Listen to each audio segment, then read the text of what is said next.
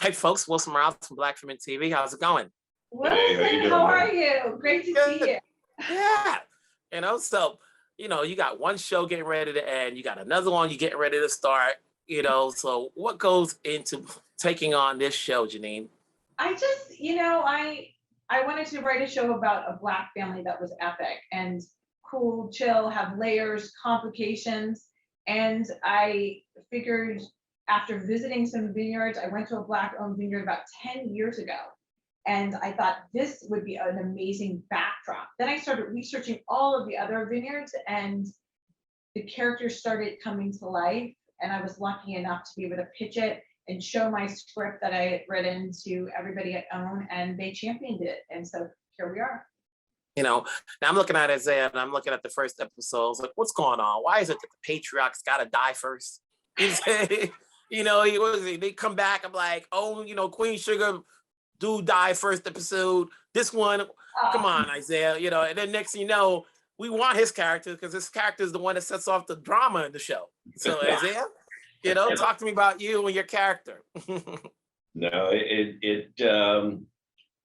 that does happen, but Reggie has so many skeletons and things in his closet that keeps that show or keeps the show moving along and sets everything off. But you don't set it off unless I go, and that's what happens. The thing I said to one of the other ladies, is that, when you have these, we're now seeing a bunch of shows, at least I've seen enough shows between Succession and Our Kind of Family, and I can go way back to Dallas, that when you have successful families, there's drama within. It's like, why is that the case, that if a family's rich, each of them are struggling for power, and it's always the oldest one that's never the one that's the rightful heir. It's interesting. I think families, it doesn't matter whether you're wealthy or you're not wealthy. If you're a blue collar family, like the family on Shameless, everybody is struggling to get a piece of the pie, get seen by mom and dad, make it in the world. So in this family, you just see the backdrop happens to be this sort of lavish house and this lavish vineyard. But I mean, drama is why we watch television. We watch to laugh, but we also watch it for the drama, and there's always drama with families. I mean, a family reunion, you're going there for your aunt's sweet potato pie, but you also know some drama's gonna pop off. Now, did you make everybody go through wine camp?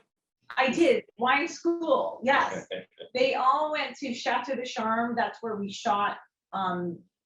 We doubled Niagara for Napa, and so the vineyard opened themselves up, and they taught all of the actors about wines, about texture, about harvesting, about all of the winemaking process, so that they could actually really have it in their bones. And then for the writers, we used a guy, Quintus, at Tilford Wines, a Black-owned father and son vineyard in Georgia, and he helped us with the texture so that all of the scripts could sound unique and sound real. And if you were in the wine world and you were watching the show, you'd go, okay, they actually did their research.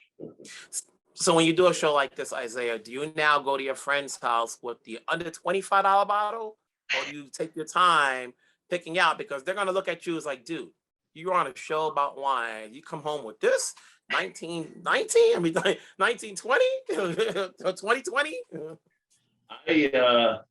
For the longest, I've made wine and collected wine, so I do know a decent bottle. But I sort of work backwards. My problem is taking a very expensive bottle to someone's house and they not drinking it or appreciating it. So sometimes I have to scale things back to about a $19. Well, yeah, that is true.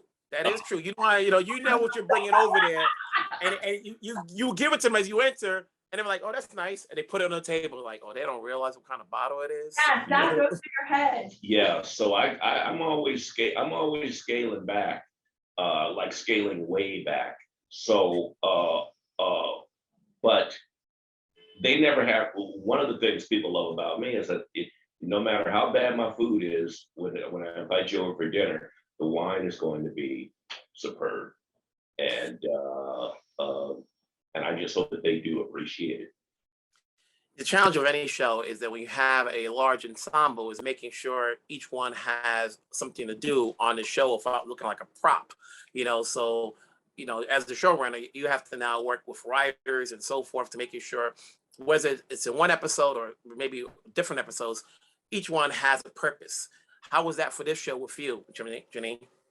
I mean, I think it's all about the character. I think you do, as the showrunner, when we're in the writer's room and we're kind of thinking about characters and thinking about their arc, we go, what is this person's superpower?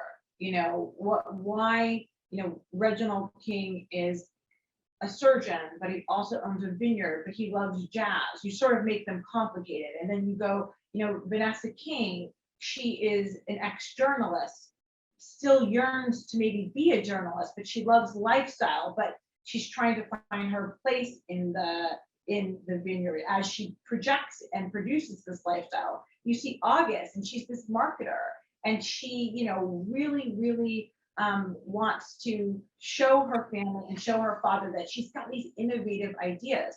Dana he's a COO. He knows the money. He knows everything there is about the dollars, but does he have the creative savvy that August has? Then you have Christian, he is he's the youngest child, and he's the outlier who kind of wants to, do a bourbon business. He wants to go the opposite to show his value, but will he actually find his path within the company? Then you have cousin Bridget, and she's the person who's tactile. She's out there on the vines. She's literally harvesting them. She likes to get her hands dirty. Where some other people, they're not going to get their Gucci messed up. They're not out in the vines. So you have all of these dynamics, and you have Auntie Bet, who, she sells wigs, but she's also great at sales. And so in selling the wigs, can she sell wine as well and get the wine to the people, and so that they can increase their brand? And I think you think of all of the characters as, oh, this is their superpower, because you want them to interact and have conflict with each other. And they all have different personal struggles as well. Speaking about Auntie, she kind of comes in as the comedic flair in the show, and I wonder her direction, and that's the balance within the show. Is it trying to be dramatic? Is it trying to be more of a dramedy? Because when she comes on and the scene she has, you kind of meant for laughs. I don't know if that's purposeful or if it comes across that way. How did you want to shape her character? Oh, for Heather's character, for Yvette. Yeah. I think, listen, Yvette is not, she's from drama, she's from theater. I think we wanted Yvette to be grounded, but also to have the flair and to have humor. I think that all of the characters have, there's a banter within the show. So the show does have a pace and a banter. So you do want people leaning into the dramedy of it. But I think Heather just kind of took her part and, capitalized on it and made it her own, and was a fire when she electrified the set. And the same thing with Davika. Davika plays the aunt, and she had the same sort of power as Melanie, in a different way. But Heather's character had more of the jokes and the one-liners. But if you look at it, and you look at, the trailer that's playing right now, Vanessa, who you think is the, the straight sort of bougie mom, she's got the one-liners. She's the queen of the drive-bys. So she has that banter too. And I think, when you're doing a drama, I tend to want to have people also laugh. I mean, that was the heart of ER when I wrote on ER. Yes, we would go into surgery. Yes, there would be trauma, but we would have jokes. You see that in my work on Claws. All of these women are doing nails, but they also have jokes. Even on Madam C.J. Walker, you would see all of this drama, but there would be some laughter as well. So I think the Kings kind of are about that voice too, that yes, it's dramatic, but it's also humorous. I'm looking at your character, Reggie, and there's a point within the second episode where love letters are found. I'm like, I don't see Reggie writing love letters. Was it him? Was it somebody else? His persona don't allow him to do that. But then I go, wait a minute, we're talking over 20 years ago, and he probably did that long before the technology and so forth. How do you relate to Reggie? That is true, that he would actually put pen to paper. We have a tendency to forget that, you know, we didn't have text messages and emails and things of that nature not too long ago. So the fact that he did all of those things, definitely, because I remember me doing those things, going through a period in my life when I wanted Judy, to quit. you know, I love it. Judy, obviously, when you're bringing on a guy like Isiah, is there a clause in his contract where he has to make his famous statement? I think when you're bringing on Isiah Whitlock, first you pray that you actually get him, that it actually happens, and then when he comes on set, you're like hoping maybe one day he will say, the first time I heard him in person say the famous line was today. Yes. You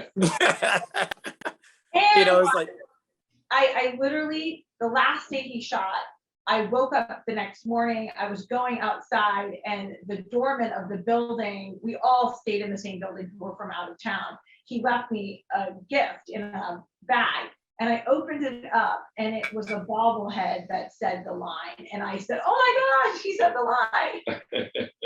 Yeah. got it. He got it. Now, obviously, you know, the thing about any show that's starting off, it's a matter of directing, who's directing the first episode. You have your choice of directors. You got 4 here, you know, so can you talk about Matthew's direction as far as the first 2 episodes? Because that's what's going to get people to stick around for it. Yeah, I mean, listen, I was a big fan of Matthew Cherry's. I had watched his movies, and then I, of course, watched Hair Love. I have a deal at Warner Brothers. Matthew has a deal at Warner Brothers. We were introduced, and we sat and we talked over Zoom, you know, about the script. And he had a real visual take about how this show would look, how this family would look, how this family would feel. And we just hit it off. And I think he really wanted to put an aspirational family into the world that people could look at and root for and laugh at, kind of get involved in their messiness. And, you know, I pretty much knew right away he was the person. And I'm proud of what he did. I think it's hard shooting during COVID. It's hard getting things done, but he came to Toronto and he just brought his A game, and it was wonderful. And, Mhm. and the actors, he was just great with working with the actors as well. You know, and before I let you go, you know, and you touched upon that, and I want to bring that to Isiah. As actors, you know, how is the protocol working this, knowing, you know, we're still going through COVID?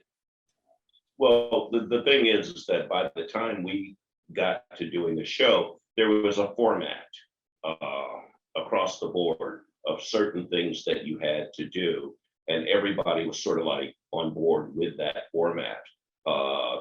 So wearing the shield or the mask or the testing and things of that nature, it became part of the job. And you did it. You didn't really pay too much attention to it, but you did it.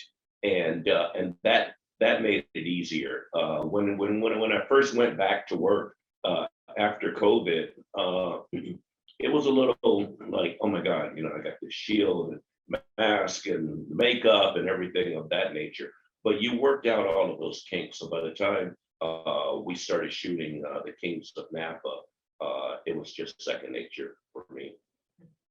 So, well, we got all that done. Obviously, we're looking forward to what people have to say, because it's always about the audience when they see these shows. You know, we got a lot of Black shows, which is great, because the more the merrier. There's room for everybody to keep going on. I'm sure we'll talk again. Season 2, we'll find a way for you create a twin brother. Yeah. We'll make it happen. And wherever you're at, stay safe. And from the grave, he'll be saying, shit. There we go. There we go. Now we got to say it on the screen. I love Take care, it. folks. Thank you so Take much. care.